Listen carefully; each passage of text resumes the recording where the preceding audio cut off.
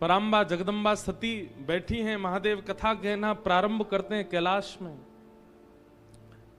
और तभी विमानों का आगमन होता है। सती पूछती हैं, तब पता चलता है कि पिता के यहाँ एक उत्सव चल रहा है जिसमें सती को निमंत्रण नहीं है। सती कहती हैं कि पिता के यहाँ, मित्र के यहाँ, गुरु के यहाँ तो बिना बुलाए जाना चाहिए। महादेव कहते हैं अच्छी बात है, बिना बुलाए जाना चाहिए, पर यह बात याद रहे वहां जाकर के यदि विवाद होता हो तो नहीं जाना चाहिए।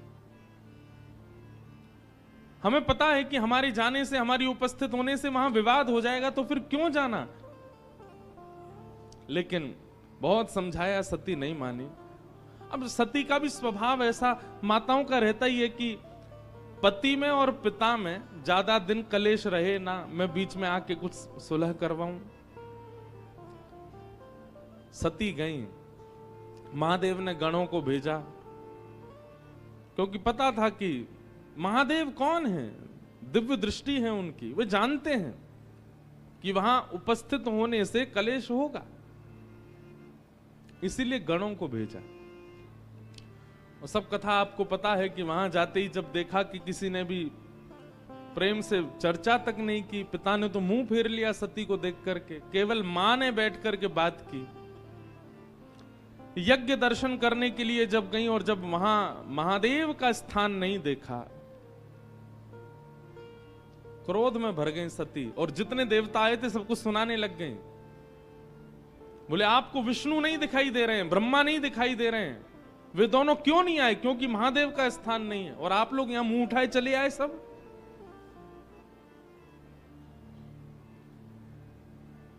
लोग कहते हैं कि सती ने यज्ञ कुंड में प्राण त्यागे नहीं।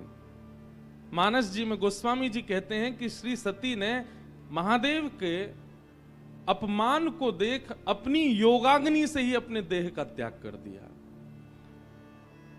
आसन पर बैठी हैं नेत्र बंद करके, और महादेव का अपमान सह नहीं पाई, अपनी ही योगाग्नि से दग्ध होकर के अपने तन का त्याग कर दिया। और करना ही था, क्योंकि महादेव त्याग जो कर चुके हैं सती का, अब स्वीकार तो करेंगे नहीं। तो सती ने भी गांठ बांधी है कि अब इस तन से तो मुझे स्वीकार करेंगे नहीं, अब दूसरा तन ही धारण मुझे करना पड़ेगा। पर योगाग्नि से अपने शरीर को त्यागने से पूर्व सती क्या कहती हैं? सती मरत हरि सन बर मांगा, सती मरत हरि सन बर मांगा, सती मरत हरि सन बर मांगा, सती मरत हरि सन बर मांगा। अपने तन को त्यागते हुए सती हरि का स्मरण करती हैं और वरदान मांग रही हैं। क्या?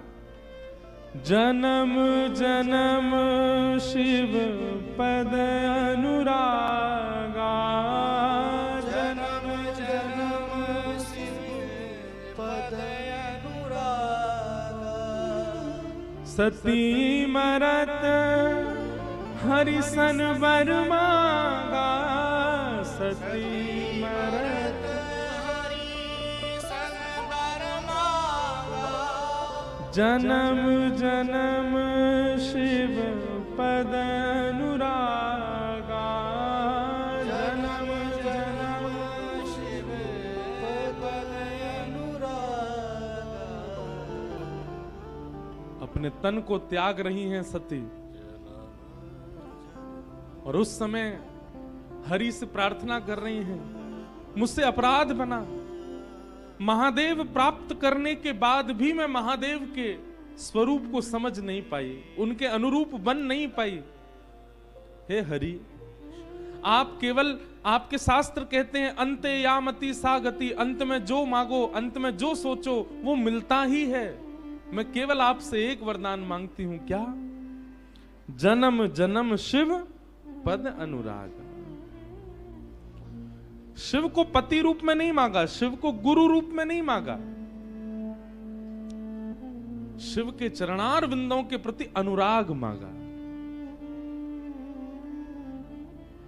सती ने ऐसा नहीं कहा है कि वो अगले जन्म में शिव अर्धांगिनी ही बनकर के आए, बस वो जहां भी रहें वहां से ही शिव के चरणों के प्रति उनका अनुराग हो, ये मांगा।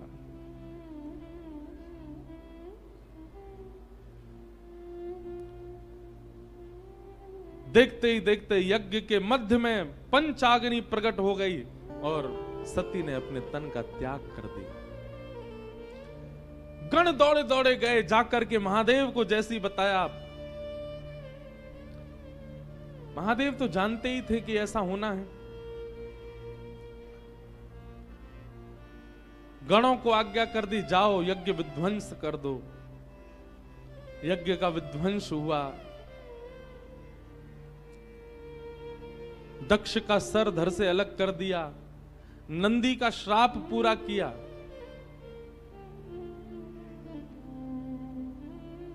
भगवान ने आकर के यज्ञ की रक्षा की। नारायण भगवान ने आकर के शिव के क्रोध को शांत किया। बोले यज्ञ विध्वंस मत करो, हम तो यज्ञ की रक्षा के लिए आते हैं पृथ्वी पर। महादेव सती के श्री विग्रह को लेकर के प्रस्थान करने लगे। जहां जहां अंग गिरते गए वहां वहां योग पीठ प्रकट होती गई। संपूर्ण भारत को पवित्र कर दिया सती ने।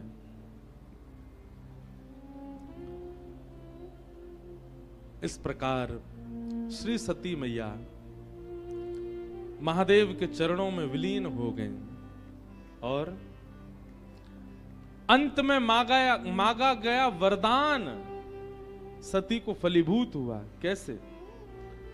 तेहि कारण हिम गिरि ग्रह जाई, तेहि कारण हिम गिरि जनमी पार्वती तन पाई, जनमी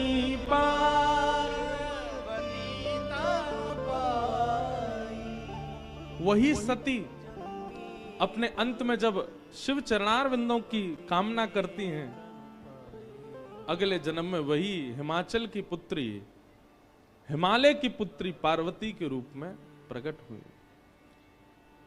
पराम्बा जगदम्बा श्री पार्वती मैया की, श्री पार्वती जी का प्रादुर्भाव हुआ। बदलने लगा। हमारे घर में संतान के आने पर घर का व्यवहार, घर का स्वभाव, घर के जनों के मन की स्थिति से पता चलता है कि बालक कैसा है। घर में बालक उत्पन्न होते ही माता पिता के मन में होता है कि अब हम कहीं घूमने जाएं, कुछ ऊधम मचाएं, कुछ उपद्रव करें या कुछ संसारी कामनाओं के प्रति रुचि बढ़ती है, तो कहीं ना कहीं बालक संसारी ही है। लेकिन जिस बालक के उत्पन्न होते ही मन में भाव आए अब रामेश्वरम चलें, अब तो बद्रीनाथ चलें, थोड़ा वृंदावन होके आए, काशी विश्वनाथ प्रणाम करके आए, संत जनों को घर पर बुलाएं, घर बुला करके पधरामनी करवाएं, घर में सुंदरकांड का पाठ कराएं, रामचरितमानस कराएं। बालक के उत्पन्न होते ही ऐसी विचारधारा प्रकट होने लग जाए तो समझ जाना कि भगवत भक्त ही है, क्योंकि उसके आते ही सबकी विचारधाराएं परिवर्तित हो रही हैं। पार्वती जी के हिमालय में प्रकट होते ही, ये हिमालय जहां संतों का निवास अति बताया जाता है, हमें दिखता नहीं है पर हिमालय में लाखों संत रहते हैं, गिरी कंदरा में रह करके भजन कर रहे हैं। ये कब से प्रारंभ हुआ? जब से पार्वती जी का वहां प्रादुर्भाव हुआ। ऐसी योजनाएं बनने लगी कि वहां भोगी व्यक्ति रह ही नहीं सकता। हिमालय में भोगी व्यक्ति नहीं रह पाएगा, हिमालय में तो योगी ही रह सकता है। और इन योगियों को अपने योग साधना के लिए अनुकूल हिमालय कब से लगने लगा? जब से पार्वती जी का प्रादुर्भाव हुआ। तो कई बार संतान घर में उत्पन्न हो, उस समय घर के सदस्यों की विचारधारा से पता चल जाता है कि संतान कैसी है।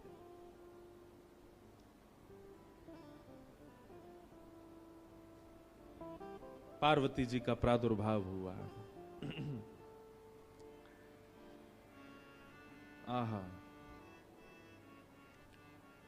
सब जगह समाचार पहुंच गया, पर्वतराज हिमालय की पुत्री ने जन्म लिया है। संत जन हिमालय पर जाकर के अपने अपने डेरा जमाने लगे, शुभ संकेत होने लगे, सब जगह भजन साधना आदि सब योग बल प्रारंभ होने लगा।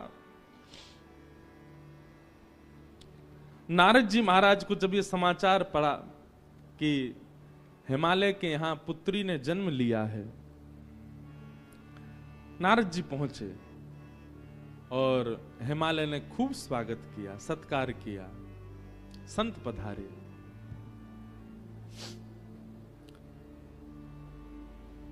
चरणों में प्रणाम करके अपनी कन्या को जैसे ही गोद में दिया, पूछा, महाराज इस कन्या के विषय में कुछ बतलाइए, ये कन्या कैसी होगी, इसके गुण बताइए, इसके बारे में कुछ कहिए ना। कह मुनि बहिस गूढ़ मृदु बानी, तुम्हारी सकल गुण खानी, सुंदर सहज सुशील सयानी, नाम उमा अंबिका भवानी। आपने महादेव के दर्शन किए यहाँ रामेश्वर भगवान के, और रामेश्वर भगवान के दर्शन करने के बाद आपने पार्वती जी का दर्शन किया। यहां पार्वती जी चतुर्भुज रूप में खड़ी है, चतुर्भुज रूप में विराजमान है। हमारे एक पंडित जी बोले, नारायण भगवान यहां क्यों खड़े हैं? मैंने कि नारायण नहीं है, पार्वती जी हैं चतुर्भुज रूप में। यहां पर भी विवाह उत्सव। एक बार मुझे याद है, मैंने शायद पिताजी की कथा में आया था 2011 में, तब मैंने यहां कोई उत्सव दर्शन किया था। तब इतनी भीड़ नहीं थी यहां, रामेश्वरम में इतनी व्यवस्था भी नहीं थी और इतनी भीड़ भी नहीं थी। ये पीछे वाला जो द्वार है, यहीं से ही भीतर प्रवेश कर जाते थे हम तो, और घूमते घामते दर्शन भी कर लेते थे। और वो भी कथा भी दिसंबर जनवरी में ही हुई थी, ये मौसम है, इसी समय भीड़ आती, तब भी इतनी भीड़ नहीं थी।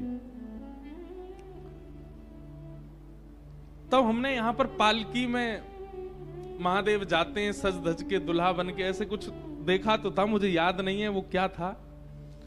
या ऐसा था कि रात्रि में शयन के लिए पार्वती जी के कक्ष के पास महादेव जाते हैं सज धज के पालकी में बैठ करके। पार्वती जी का दर्शन कितना मंगलमय है यहाँ पर भैया। ये पराम्बा है, जगदम्बा है। अब यहाँ पर गोस्वामी जी ने नाम दे दिया, नाम उमा अंबिका भवानी। ये भवानी है, पूरे विश्व की मैया हैं, इनको प्रणाम करो, वंदन करो। सब लक्षण संपन्न कुमारी, होई संतत पियहि प्यारी। आपकी इस लाली में सारे गुण हैं, सर्वगुण संपन्न है आपकी कन्या।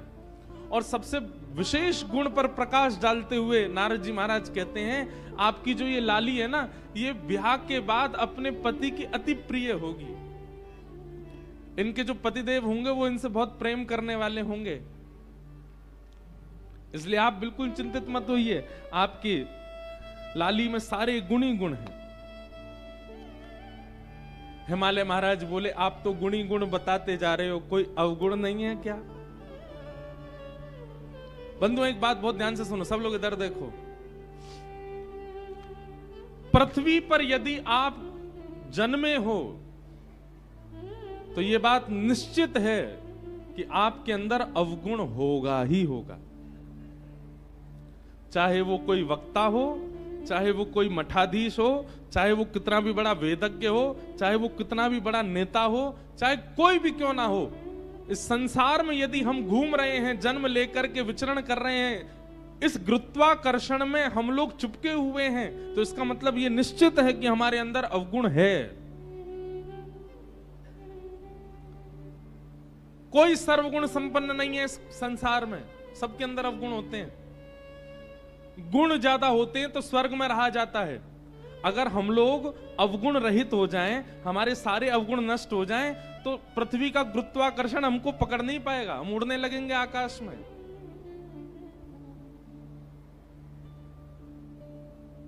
वायु में तैर के ही पहुंच जाओगे धनुषकोडी। आप पृथ्वी पर स्थिर हो, इसका मतलब है कि आप में अवगुण है, इसीलिए पृथ्वी ने आपको पकड़ करके रखा है। गुण ज्यादा होंगे तो स्वर्ग मिलेगा, अवगुण ज्यादा होंगे तो नरक मिलेगा, दोनों बराबर होंगे तब पृथ्वी पर आता है मानव। अब पृथ्वी पर आकर के कर्मानुसार या तो गुण बढ़ा ले या अवगुण बढ़ा ले, वो उसके हाथ में होता है।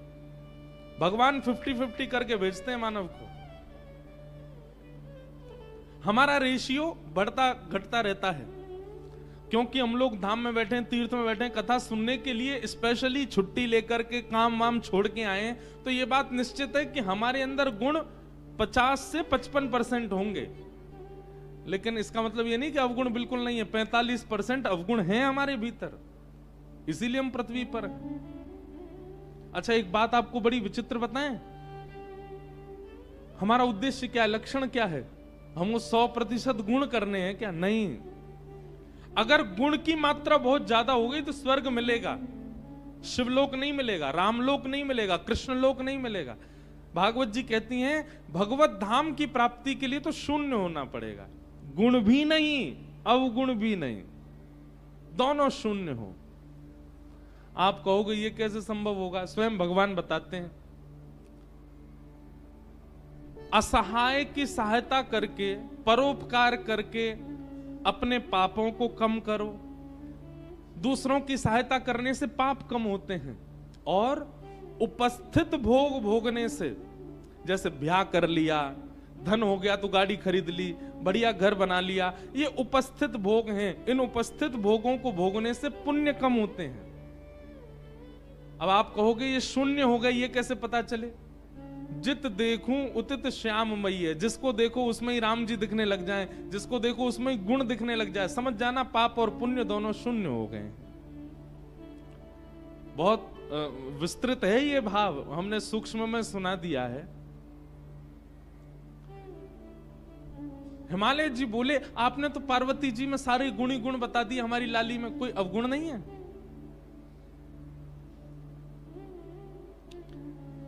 तब नारद जी महाराज कहते हैं शैल सुलक्षण स्तुता तुम्हारी, सुनहु जे अब अवगुण दोई चारी। 2-4 अवगुण हैं, सुन लीजिए। बोले क्या?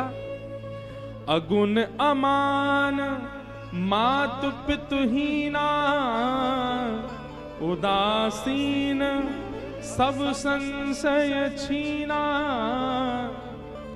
जोगी जटिल अकाम मन नगन अमंगल वेश, अस स्वामी एहि कह मिलहि परिहस्त असिरेख।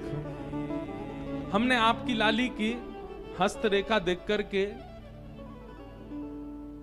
2-4 कुछ अवगुण हैं, उनको मैंने पढ़ लिया। आप कह रहे हैं तो मैं आपको बता देता हूं। हिमालय महाराज, नैना देवी थोड़े से संकोच में आ गए, बोले बताइए भगवान। बोले अगुण अमान मात पितहीना, उदासीन सब संशय छीना। आपकी लाली का जिनसे ब्याह होगा वो कैसे होंगे? बोले अगुण, उनमें कोई गुण नहीं होगा, सारे गुणहीन। जैसे गुण किसे कहते हैं? हमारे दामाद जी बड़े सरल हैं, हमारे दामाद जी बड़े अच्छे हैं, हमारे दामाद जी बड़े बुद्धिमान हैं, हमारे दामाद जी बड़ा मीठा बोलते हैं, ये सारे दामाद के गुण हैं। आपके जो दामाद जी होंगे वो अगुण होंगे, उनमें कोई गुण नहीं होगा। आप किसी दूसरे से कह नहीं सकते कि हमारे दामाद जी में ये गुण है, अगुण। और अमान, मान रहित होंगे। कभी अगर दामाद जी आए और आप उनका स्वागत सत्कार नहीं करो तो उनको बुरा नहीं लगेगा, क्योंकि वो अमान हैं, वो मान रहित हैं। और तीसरी बात तो ऐसी बताई कि महाराज मैना देवी तो अपने छाती पे हाथ रख के बैठ गई। बोले क्या? मातु पितहीना, आपके जो दामाद जी हैं उनके माता पिता नहीं है। आपके जो दामाद होंगे, मतलब आपकी लाली के सास ससुर नहीं होंगे। आज की कन्या होती तो खुश हो जाती, आज की कन्या होती तो बड़ी प्रसन्न हो जाए, बढ़िया हमारे सास ससुर ही नहीं है, केवल पति देव हैं। लेकिन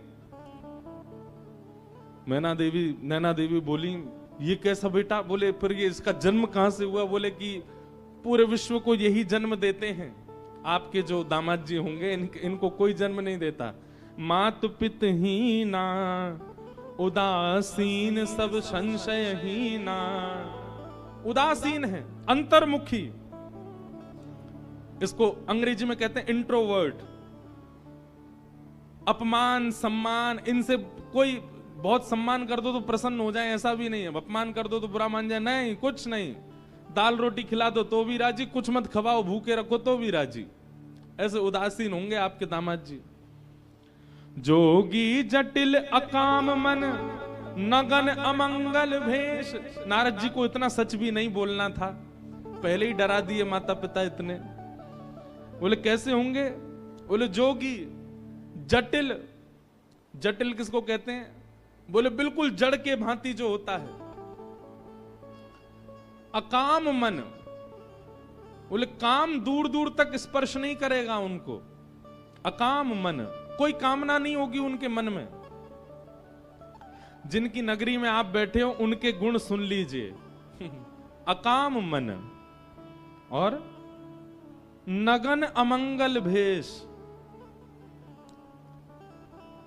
सब लोग सावधानी से सुनो। बोले कैसे होंगे जिनसे इनका ब्याह होगा? बोले नग्न। वस्त्र पहना दो तो ठीक, नहीं पहनाओ तो कोई बात नहीं। अमंगल भेष। एक कथा हम एक महात्मा जी से सुन रहे थे।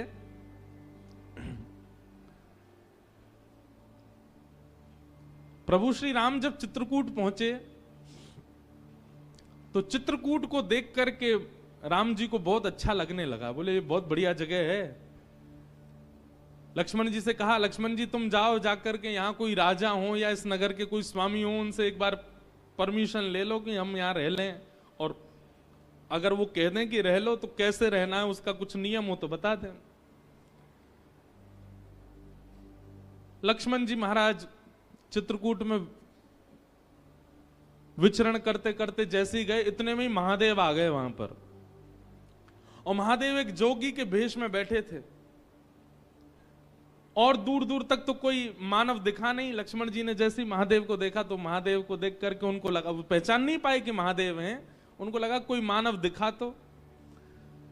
दूर से उन्होंने कहा, सीताराम, इस चित्रकूट नगरी में रहने के क्या नियम है, कृपा करके हमें बता दीजिए। तो वर्णन करते हैं कि महादेव अपनी जीभ निकाल करके और अपने गुप्तांगों को पकड़ करके नृत्य करने लगे, उछल उछल करके। लक्ष्मण जी देख करके भयभीत हो गए, बोले कि भैया जी कैसा व्यक्ति है? हमने तो इनसे पूछा कि यहाँ कोई नगर वासी हो तो बताओ, उसके बारे में कुछ बताओ। ये कैसे जीभ पकड़ करके और अमंगल स्थान का स्पर्श करके नृत्य कर रहे हैं हमारे सामने? लक्ष्मण जी को क्रोध तो आया कि थोड़ा हम कुछ लड़ाई झगड़ा कर लें, मारपीट करें, इस प्रकार से हमारा अपमान कर रहे हैं। पर उन्होंने सोचा कोई नहीं, राम जी से जाके एक बार बता दे। दौड़े दौड़े लक्ष्मण जी आए, बोले पूरे नगर में कोई तो मिला नहीं हमको, एक जोगी मिला। राम जी बोले अच्छा, तो जोगी ने क्या किया? बोले हमने उससे पूछा कि भैया ये नगर में कौन, यहाँ के राजा, यहाँ रहने का क्या नियम? वो तो अपनी जीभ पकड़ करके और ऐसे अपने गुप्त स्थान को पकड़ करके नृत्य करने लगे।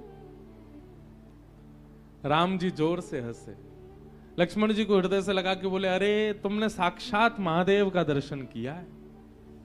साक्षात महादेव है, उनके रूप को पहचानना बहुत मुश्किल है। बोले महादेव थे तो इस प्रकार से कौन नृत्य करता है? राम जी बोले, भैया तुम समझे नहीं, समझदार को इशारा काफी। वो इशारा करके बता रहे थे। उन्होंने कहा कि इस नगरी में यदि रहना है तो सबसे पहले जीभ पकड़ी। बोले वाणी वेगम, अपनी जीभ को वश में रखना, रसना को वश में रखना, ज्यादा बहुव्यंजन पाने की इच्छा मत रखना। जीभ पकड़ करके उन्होंने वह बताया। और दूसरी उन्होंने हमको आज्ञा की है कि भाई वनवासी बने हो, वन में रहने के लिए आए हो, तो अपने काम पर भी विजय प्राप्त कर लेना। इन दो चीजों पर विजय प्राप्त करके वन में रहा जा सकता है, ये संकेत किया है उन्होंने लक्ष्मण। तुम समझ नहीं पाए। लक्ष्मण जी तो बड़े भाव हो गए, बताओ महादेव सामने आए, मैं उनको पहचान भी नहीं पाया। राम जी ने दूर से सुनकर के बता दिया कि वो महादेव हैं। तो ऐसे हैं महादेव। अगर किसी की बहुत प्रबल इच्छा हो कि मैं महादेव का प्रत्यक्ष दर्शन करूं, तो संसारी व्यवहारों से पहले अपने आप को ऊपर ले जाना, क्योंकि महादेव प्रकट होंगे, उनके आव भाव गुण स्वरूप को समझ पाना बहुत मुश्किल है, हर कोई नहीं जान पाएगा। नारद जी महाराज बोले, जोगी जटिल अकाम मन नगन अमंगल भेष, ऐसा भेष होगा आपके दामाद का। अस स्वामी एहि कह मिलहि परी हस्त अरि रेख, मैंने इनकी हस्त रेखा देख करके ये पहचान लिया है।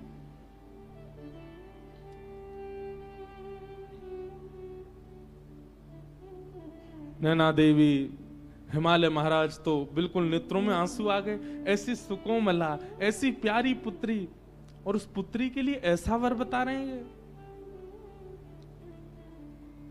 नारद जी कुछ करिए ना। ये तो पूरा माता पिता को जीवन भर यही प्रतीक्षा रहती है कि हमारी बेटी कितनी भी सुंदर हो, कितनी भी योग्य बने, पर उसका दामाद, उसका जो पति हो वो बहुत सुंदर आवे, बहुत सहज आवे, उसके अनुकूल आवे। आप कैसा बता रहे हैं? हमको तो बड़ी घबराहट हो रही है मन में। तब नारद जी महाराज बोले, इसका एक उपाय हो सकता है। क्या? बोले, जितने गुण लक्षण हमको पार्वती जी की रेखा देख करके और इनके मस्तिष्क को पढ़ करके दिख रहे हैं, ये सारे गुण लक्षण यदि किसी दैव पुरुष में हो और उनसे इनका ब्याह हो जाए तो मंगल हो जाएगा। यदि ये सारे अवगुण किसी मानव में होंगे तो वो मानव उचित नहीं है, लेकिन ये सारे गुण लक्षण अगर किसी देव में हो और उनसे इनका ब्याह हो जाए तो मंगलकारी होगा। हिमालय बोले, ये सारे अवगुण किसमें हैं? बोले, इनको अवगुण नहीं है, ये अवगुण संसार में हो तो अवगुण है, पर यही अवगुण यदि किसी देव में चले जाएं तो सारे सद्गुण बन जाते हैं। और ये सारे अवगुण जो यहां सुने गए हैं सब महादेव में घटित होते। महादेव ऐसे ही हैं।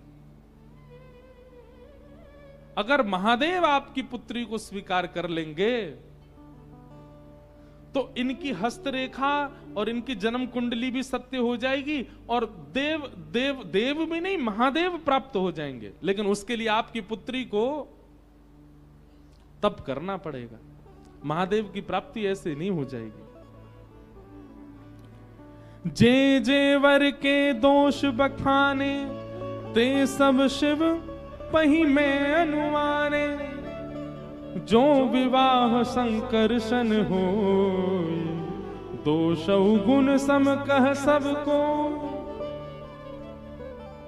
हमने जितनी बात बताई हैं, अगर ये किसी मानव में होंगे तो सारे दोष हैं, पर अगर ये शिव में घटित हों और उनसे इनका ब्याह हो जाए तो सारे अब सब गुण हो जाएंगे, सद्गुण हो जाएंगे। नारद जी के वचन मान करके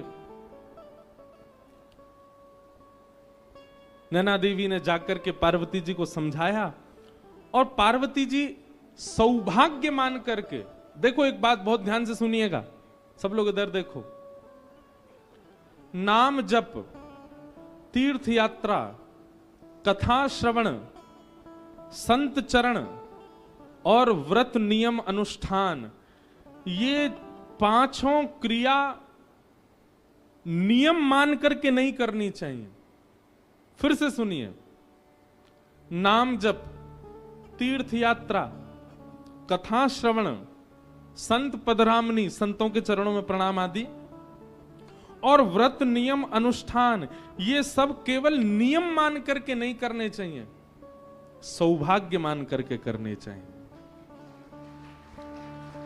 आप तीर्थ किस लिए जा रहे हो? अभी वो महीना आता, पितृपक्ष का महीना आता, पूरी दुनिया गया जी जाती है। सौभाग्य मान के नहीं जाते हैं। किस लिए जाते हैं? नियम है कि हम वहां जाकर के तर्पण करेंगे तो हमारे जो पितृ हैं वो मुक्त हो जाएंगे। पूर्णिमा के दिनों पर महाराज गिरिराज जी में इतनी भीड़ होती है, लोग परिक्रमा करते हैं गोवर्धन बाबा की। क्यों? नियम है, पूर्णिमा के दिन करो। भाई दूज के दिन जमुना जी में स्नान करते हैं। क्यों? और नियम है, बहन भैया हाथ पकड़ के स्नान करेंगे तो यम द्वितीया के दिन स्नान करते हैं तो उससे बहन भैया का प्रेम बढ़ता है। नियम मान करके तीर्थ यात्रा नहीं करनी चाहिए, सौभाग्य मान करके। उतनी प्रसन्नता, उतना उत्साह चित्त में होना चाहिए, अरे हम रामेश्वरम जा रहे हैं, जाकर के महादेव का दर्शन करेंगे, समुद्र में स्नान करेंगे, धनुषकोडी का दर्शन करेंगे, सीता कुंड का दर्शन करेंगे, आदि आदि सब भाव दर्शन करेंगे, ये सौभाग्य मान करके जाना चाहिए। दूसरा, नाम जप भी नियम नहीं, बस फेर रहे हैं, गुरुजी कह के गए हैं 12 माला रोज करनी है, 18 माला रोज करनी है, और महाराज घिसे जा रहे हैं, जल्दी पूरी हो फिर आगे काम के लिए जा, नहीं, नियम मान के नहीं, सौभाग्य मान करके करो। तीसरा, कथा श्रवण। अब क्या बताएं, हमको हमारे रिश्तेदार कथा करा रहे हैं, सुनने तो जाना पड़ेगा हमको, नियम मान के नहीं, सौभाग्य, हमारा सौभाग्य है, हम रामेश्वरम में कथा सुनने के लिए जा रहे हैं। संतों के चरणों में प्रणाम। अब भगवा वेशधारी हैं, जटाधारी हैं, उर्दपुंड लगा रखा है, इनको प्रणाम करना ही पड़ेगा, नहीं, सौभाग्य मान करके। हमारा सौभाग्य कि ऐसे महापुरुष को हम प्रणाम कर पाए। और ठीक वैसा ही व्रत, नियम, अनुष्ठान, इनमें भी नियम प्रधान नहीं, सौभाग्य प्रधान। जैसे लोग एकादशी का या प्रदोष का या सोमवार का व्रत करते हैं तो उसमें यह नहीं होना चाहिए आज रविवार है जितना हो सके खा लो, कल तो सोमवार है भूखा रहना पड़ेगा हमको, आज सोमवार है खूब पेट भर के खा लो, रात में 4 रोटी ज्यादा खा लो, क्यों, कल तो मंगलवार है भूखा रहना है हमको। ऐसे नहीं, जिस दिन आपका व्रत है उस दिन आपको अत्यंत सौभाग्य, अत्यंत प्रसन्नता लगनी चाहिए कि मेरा सौभाग्य कि मैं एकादशी करता हूं, मैं सोमवार के व्रत करता हूं। सौभाग्य मान करके यदि आप व्रत नियम अनुष्ठान करेंगे वो व्रत फलेगा, और केवल नियम मान करके उसको करेंगे उसका कोई लाभ नहीं होगा। मेरे सामने रोटी मत खाओ, मेरा व्रत है, आपकी रोटी देख के मेरा मन कर रहा खाने का, ये काय बात का व्रत फिर आपका? आपके सामने 56 व्यंजन रख दिए जाएं लेकिन आपको गौरव हो, नहीं मेरा व्रत है, मैं तो आज व्रत में हूं, आज स्पर्श नहीं करना, वो प्रसन्नता दिखनी चाहिए व्रत की, तब व्रत फलता है।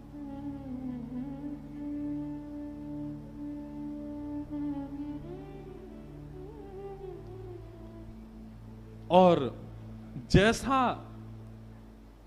तप बता करके गए, उर्धरि उमा प्राणपति चरणा, जाई विपिन लगी तप करना। पार्वती जी अपने हृदय में श्री महादेव का चिंतन करके निकल पड़ी हैं तप करने के लिए।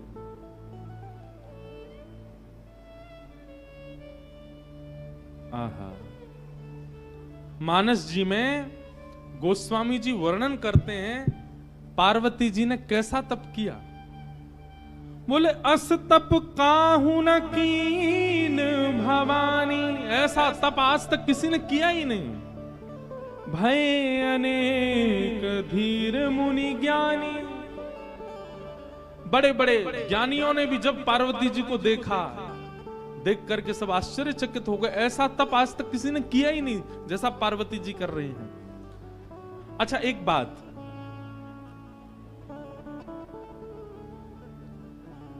अब व्यवस्था में तप करना, जैसे कि पार्वती जी अत्यंत रूपवान हैं, पार्वती जी के पिता अत्यंत संपन्न हैं, जन्म से ही लाड़ प्यार और सब प्रकार की अनुकूल परिस्थितियां पार्वती जी ने देखी हैं, और उसके बाद में इस प्रकार का तप कर रही हैं, ये आश्चर्य की बात है। और जिस व्यक्ति ने बचपन से ही कुछ देखा ही नहीं, बिल्कुल अभाव ही देखा, वो तप कर ले तो कोई बड़ी बात नहीं, उसने बचपन से ही तप किया है। लेकिन पार्वती जी, उन्होंने तो जीवन में अभाव देखा ही नहीं है, और आज वे जाकर के तप कर रही हैं, तो उनका तप अति विलक्षण है। आहा,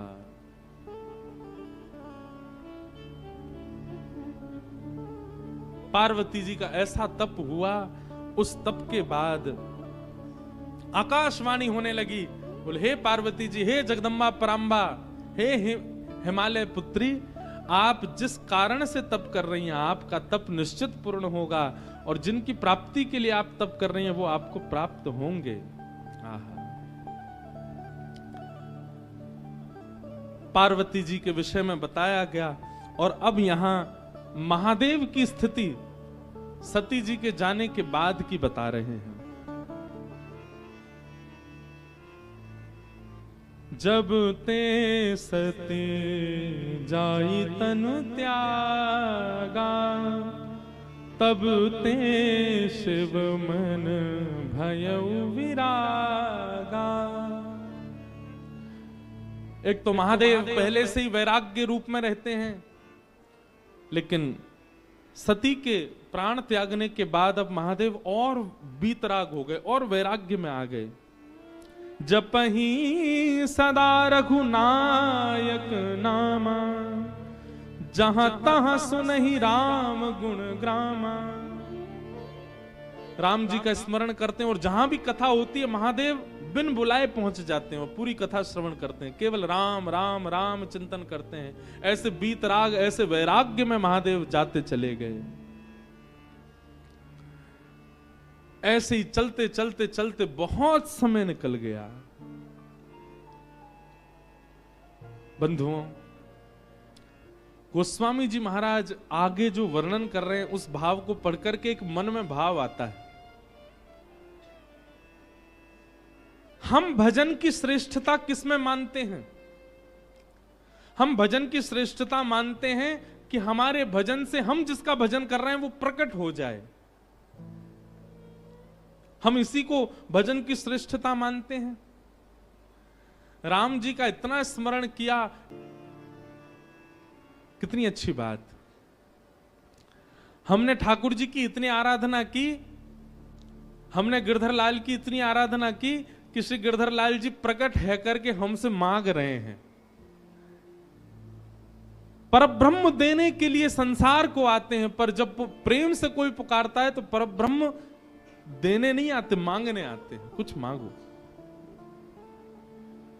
राम जी मांग रहे हैं, हे शंकर जी आपने इतनी तपस्या की, मैं बहुत प्रसन्न हूं, अब मुझे कुछ दे दीजिए। शंकर जी हंसने लगे, बोले क्या आपको क्या दूं, आपके पास तो सब कुछ है। बोले बस हम कुछ मांगना चाह रहे हैं, वो हमको दे दीजिए। बोले क्या चाहिए?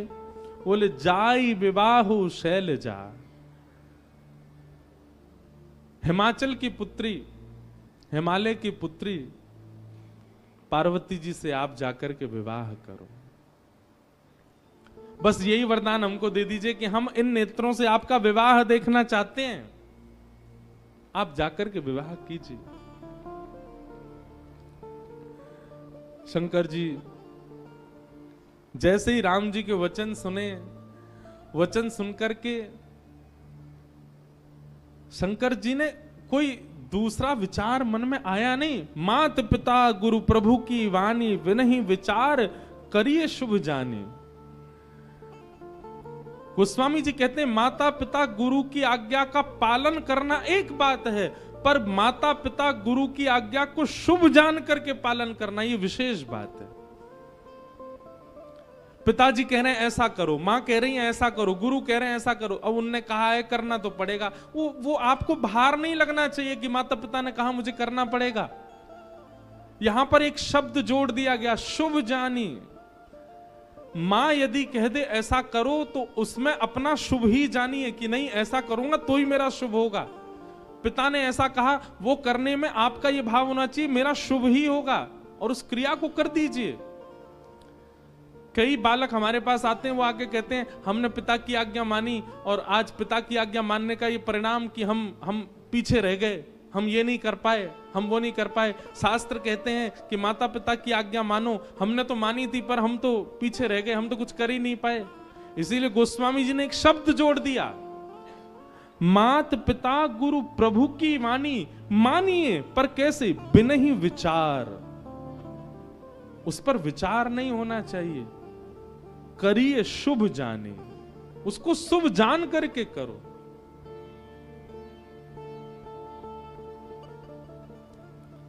एक नगर के एक सेठ जी, बहुत धनवान संपन्न, सबसे बड़े सेठ थे एक नगर के। एक दिन अपने पुत्र को डांट रहे थे, बोले इतना बड़ा होता जा रहा है, तेरे को धन कमाना नहीं आता, धंधा करना नहीं आता, व्यापार करना नहीं आता। अरे बुद्धिमान व्यक्ति होता है, शुद्धि व्यक्ति होता है तो मरे हुए चूहे से भी धन कमा लेगा। और तेरे लिए सब कुछ बना के खड़ा कर दिया, अब भी तू इसका व्यापक नहीं कर पा रहा, इसको और विस्तृत नहीं कर पा रहा। तभी सेठ जी के घर में काम करने वाली उनका बेटा भी वहीं खड़ा था।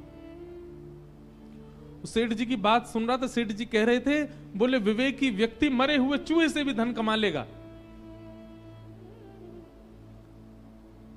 काम करने वाली के पुत्र ने मन में विचार किया, इतने बड़े नगर के सेठ, इतने धन कमाने वाले सेठ जी कह रहे हैं मरे हुए चूहे से धन कमाया जा सकता है, तो जरूर इनकी बात में सत्यता होगी।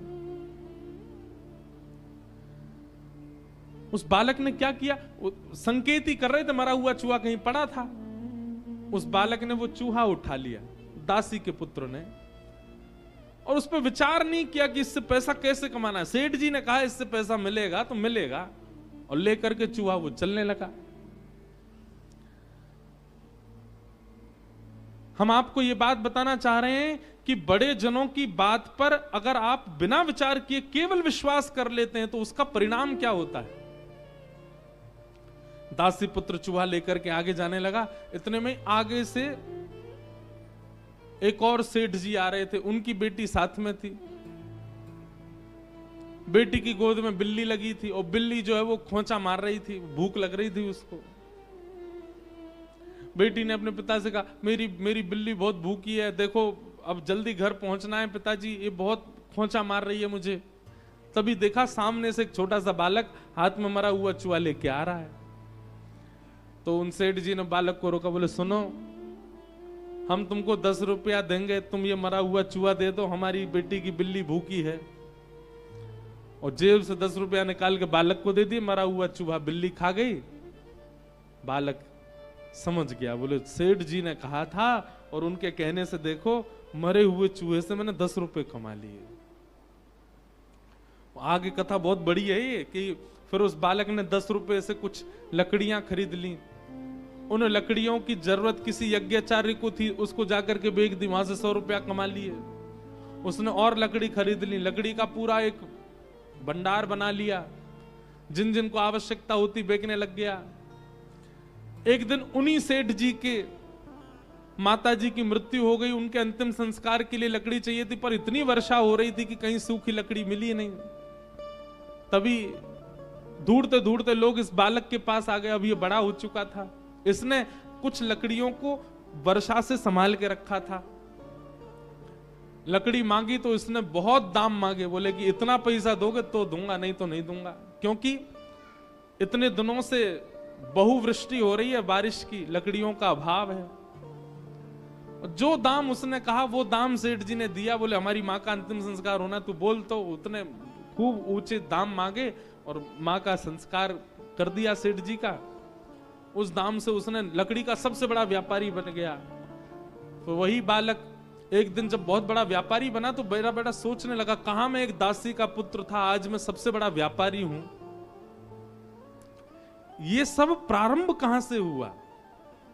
तब उसने सोचा, ओहो, वो सेठ जी जिनके यहां मेरी मां काम करती थी, वो अपने बालक को डांट के कह रहे थे कि चूहा से, मरे हुए चूहा से धन, वहीं से मैंने सबसे पहली कमाई मेरी वहीं हुई थी, 10 रुपया कमाए थे मैंने।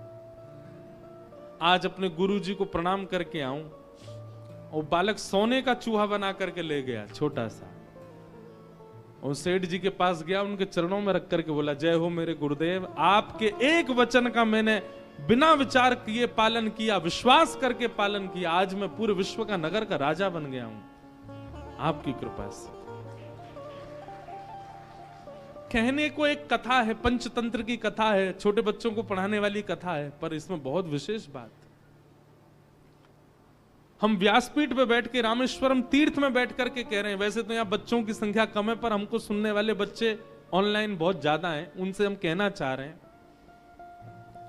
गोस्वामी जी की इस बात को देखिए, मात पिता गुरु प्रभु की वाणी, विनही विचार करिए शुभ जानी। सबसे पहले बात तो माता पिता की आज्ञा मानना शुरू करो, और फिर दूसरी बात, माता पिता की आज्ञा में विनय विचार, उसमें विचार मत करो, करिए शुभ जानी। अरे जिन राम के देश में हम रहते हैं, दशरथ जी की आज्ञा मान करके तुरंत चल दिए, पिता आज्ञा प्रधान है, निकल पड़े, और पिता की आज्ञा मान करके राम जी वन गए तो राम जी बन गए। आज राम बन गए, आज सब राम जैसा बनना चाहते हैं। इसलिए कई बार आपको लगेगा कि माता पिता की बातें आपके लिए अनुचित हैं, वो उचित नहीं है। महादेव परम उदासी हो चुके हैं, अब परम बीतराग हो चुके हैं। विवाह का दूर दूर तक भी संकेत महादेव के चित्त में नहीं था सती के जाने के बाद। पर राम जी ने आकर के जब कहा, जाई विवाहु शैलजा यह मोहि मांगे देहु, राम जी हाथ पसार करके महादेव से कह रहे हैं, बोले हम मांगना चाहते हैं कि आप हिमालय की पुत्री से जाकर के विवाह कर लो। सुनते ही महादेव खड़े हो गए, बोले आपकी जो आगे, आप जो कहेंगे करेंगे, उसमें कोई किंतु परंतु वाली बात नहीं, हम करेंगे विवाह।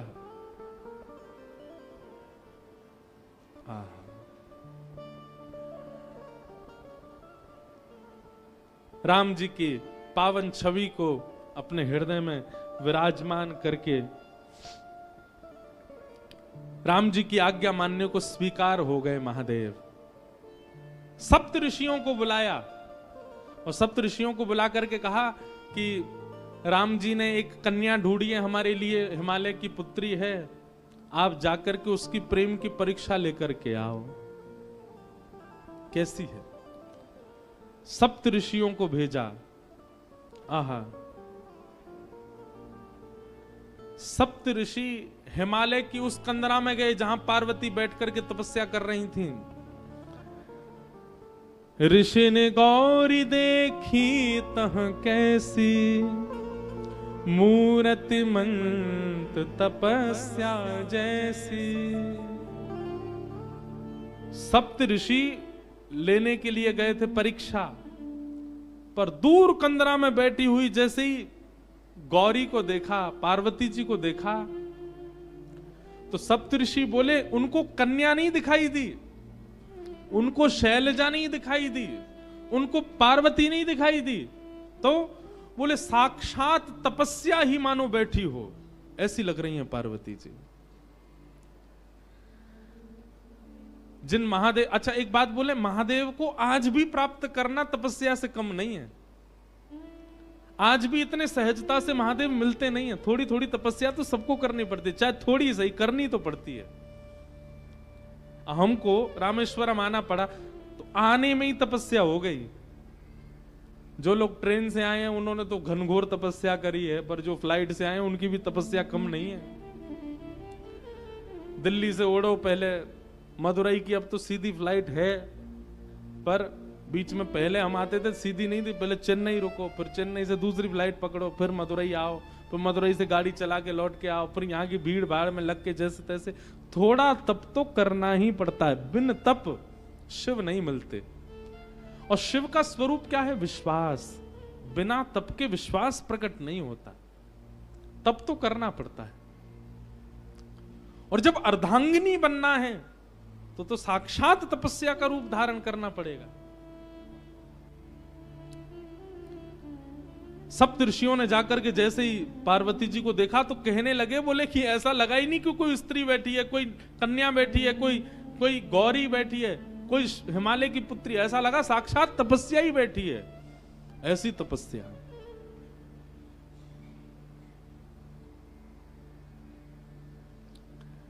सप्त ऋषियों ने पहले तो देख करके आनंदित हो गए, लेकिन कहा कि महादेव की आज्ञा है, जाकर के इनकी परीक्षा लें। सप्त ऋषियों ने जाकर के परीक्षा ली। बोले बताओ ए कन्या, तुम यहां बैठ करके क्यों तपस्या कर रही हो? तुम्हारी तपस्या का कारण क्या है? पार्वती जी कह रही हैं,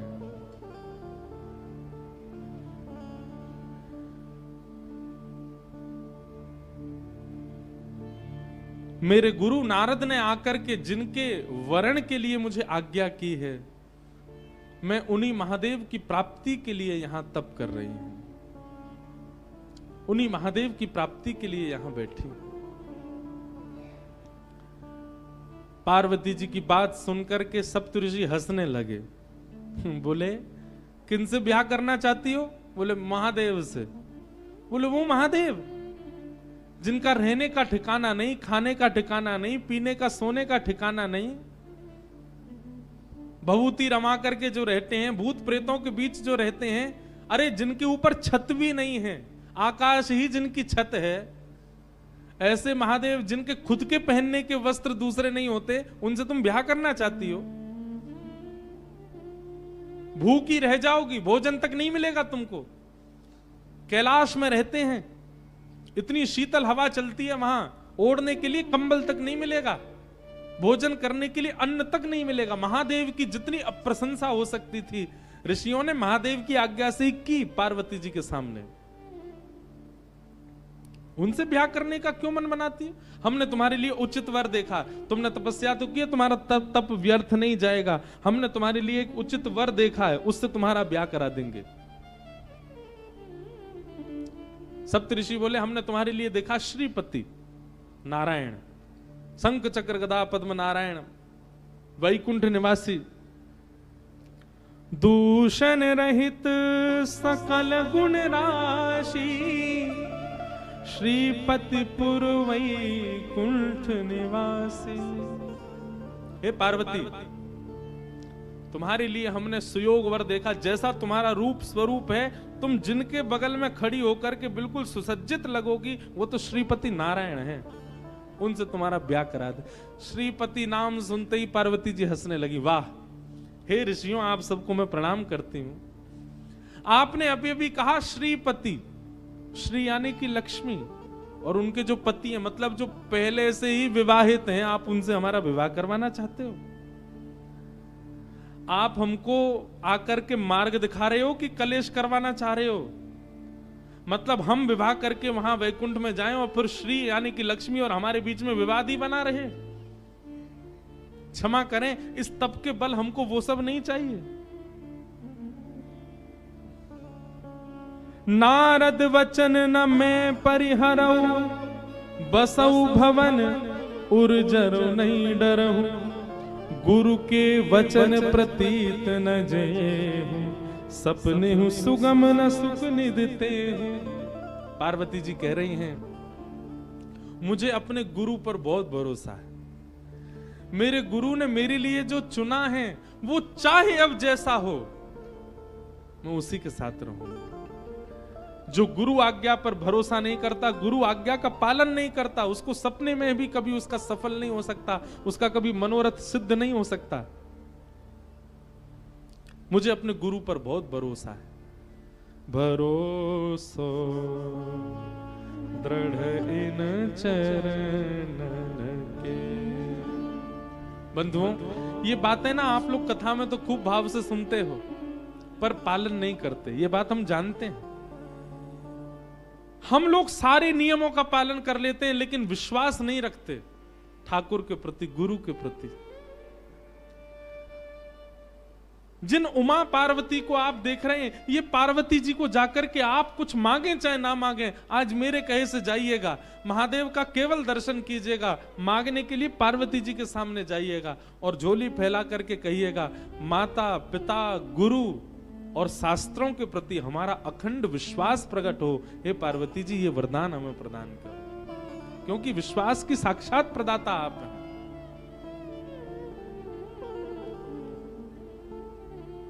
आजकल की माता जी होती तो अब तक सप्तऋषियों की बात सुनकर के श्रीपति से ब्याह कर लिया होता।